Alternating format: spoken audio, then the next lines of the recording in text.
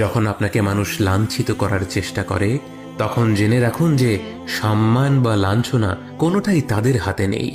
আর মানুষের কাছে সাহায্য চেয়ে যখন আপনাকে অসম্মানিত হতে হয়, তখন জেনে রাখুন যে তারা তাদের নিজেদেরই কোনো উপকার বা অপকারের কর্তৃত্ব রাখে না।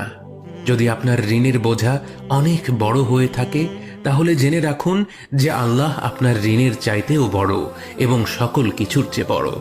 যদি আপনার পরিবার, স্ত্রী, সন্তান, কন্যা নিয়ে কোনো দুশ্চিন্তা আপনাকে কাবু করে ফেলে, তাহলে জেনে রাখুন আল্লাহ আপনাকে শুনছেন, তিনি আপনাকে দেখছেন।